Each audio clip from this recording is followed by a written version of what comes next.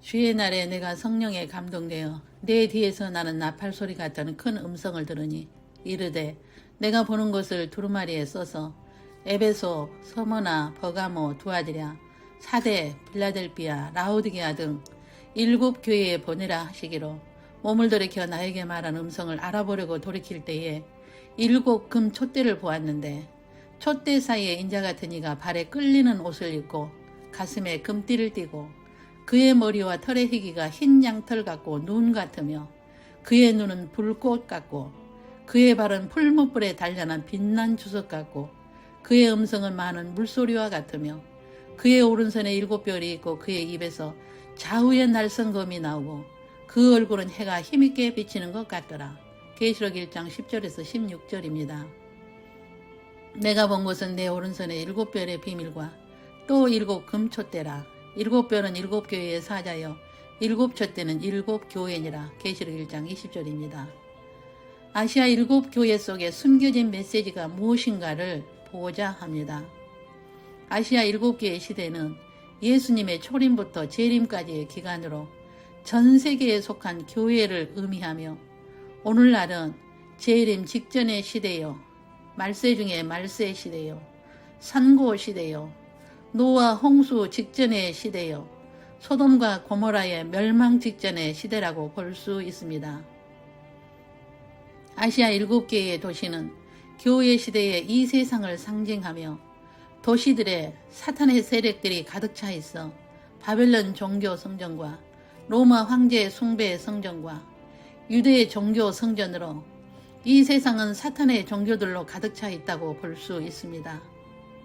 이 세상은 사탄의 종교들이 지배하고 영향력 있고 권력을 가지도록 예수님께서 디자인하셨기 때문입니다. 2000년 교회 시대는 대다수가 이방 종교들로 가득 차 있음을 보여주기 위해서 7교회의 도시들을 보여주셨습니다.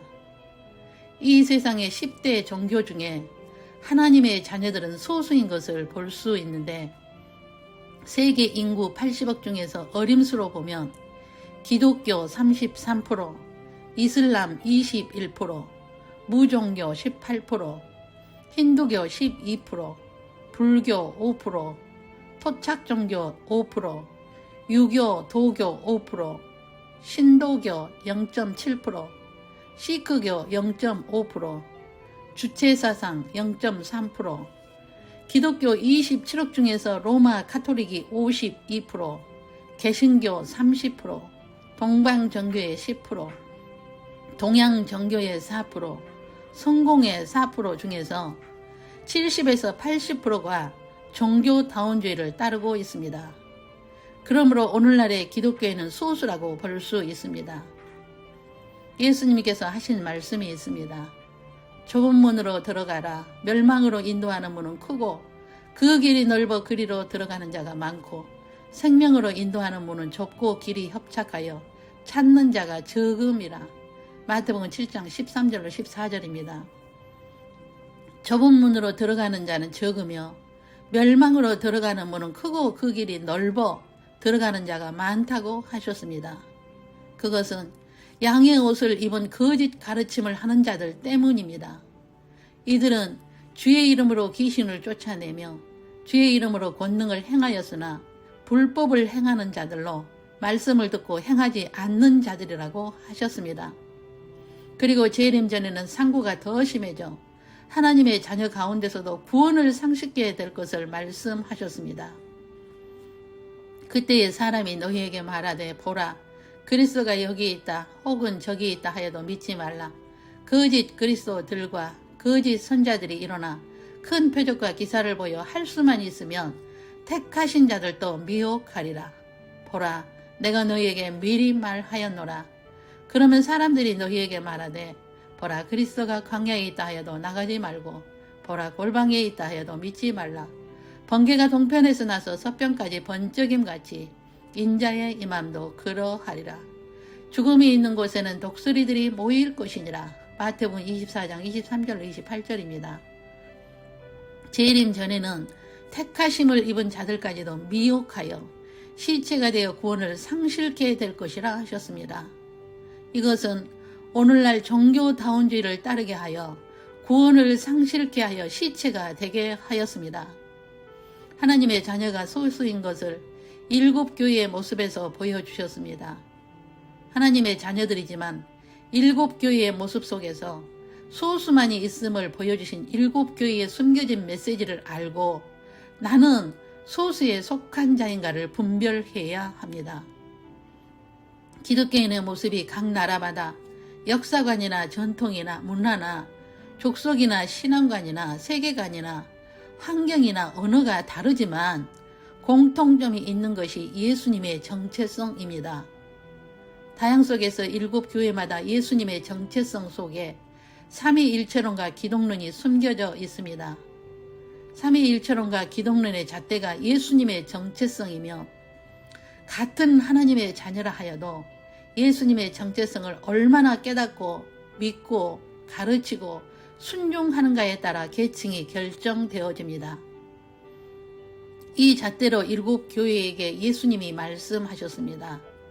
첫 번째, 칭찬과 꾸중이 동시에 있는 교회로 에베소 교회, 버가모 교회, 두아드라 교회가 있으며 꾸중만 있는 교회로 사대교회, 라오디게아 교회가 있으며 칭찬만 있는 교회가 서머나 교회와 빌라델피아 교회가 있으며 다양한 교인들이 있음을 보여주셨습니다. 칭찬과 꾸중으로 회개하면 상급을 주시며 불순종하면 처벌하신다는 것으로 상벌을 말씀하시고 예수님의 정체성과 창조 목적에 순종하는 자들은 귀 있는 자요 이기는 자로 생명나무 과실을 먹게 하는 특별히 높이며 생명의 면류관을 약속하셨으며 감추었던 만나를 주시고 이름이 새겨진 흰돌을 주셔서 민족을 다스리는 권세와 새벽별을 주시고 생명책에서 이름을 지우지 않으며 하나님 성전의 기둥이 되게 하여 보호자에 앉게 하겠다는 약속을 주셨습니다. 각 교회마다 순종하는 자들에게 이런 상을 주실 것을 약속하신 것입니다. 이것은 천국은 계층 사회이기에 다양하게 만드셨으며 하나님의 주권적 예정 속에서 교회 시대 시작 전에 다 보여주신 것은 이미 예정되어 있다는 것을 보여주시고 하나님의 자녀들을 깨닫게 하기 위해서입니다. 천국이 계층 사회라는 것을 성경에서 보겠습니다. 마태복음 5장 19절에 누구든지 이 계명 중에 지극히 작은 것 하나라도 버리고 또 그같이 사람을 가르치는 자는 천국에서 지극히 작다 일컬음을 받을 것이요 누구든지 이를 행하며 가르치는 자는 천국에서 크다 일컬음을 받으리라. 큰 자와 작은 자가 있습니다.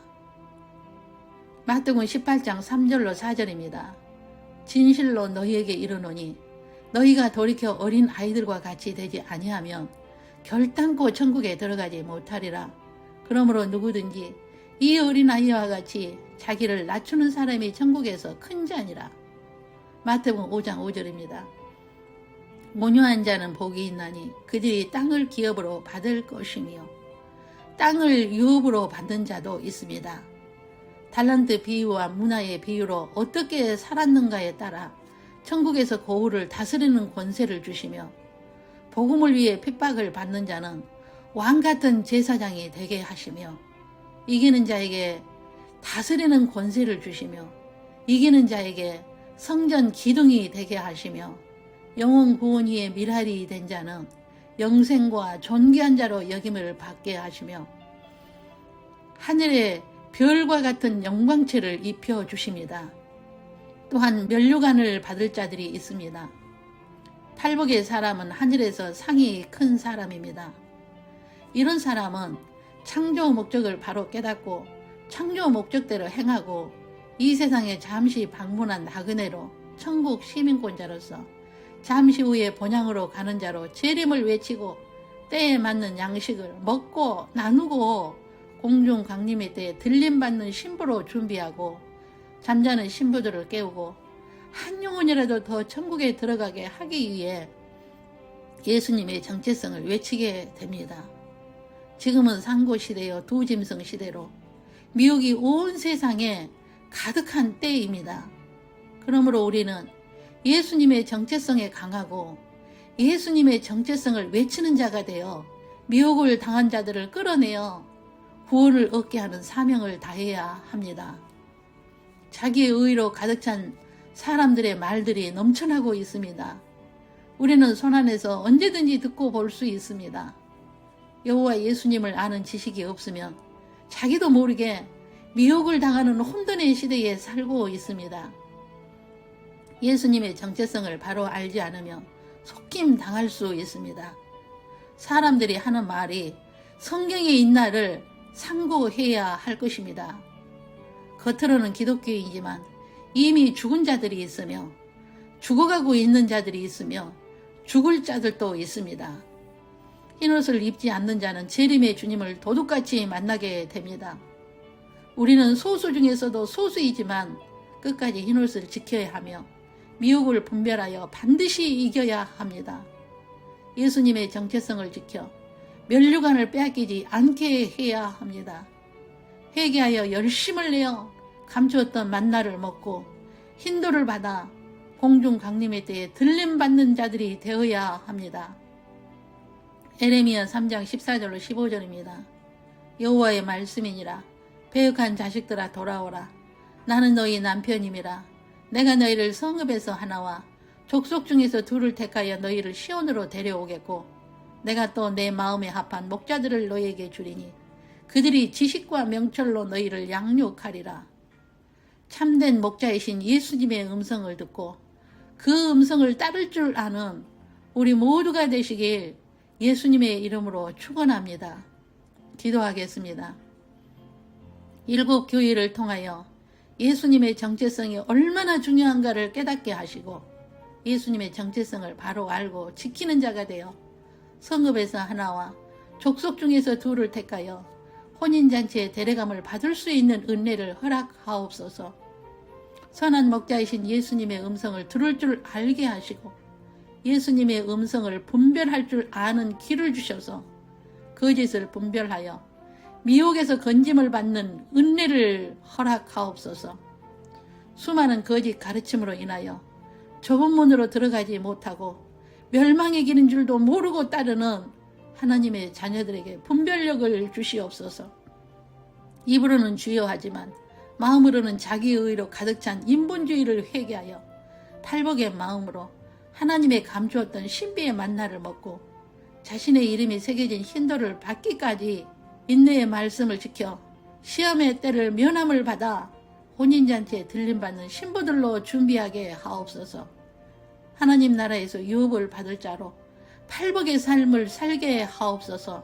주 예수 그리스도의 이름으로 기도 올립니다. 아멘.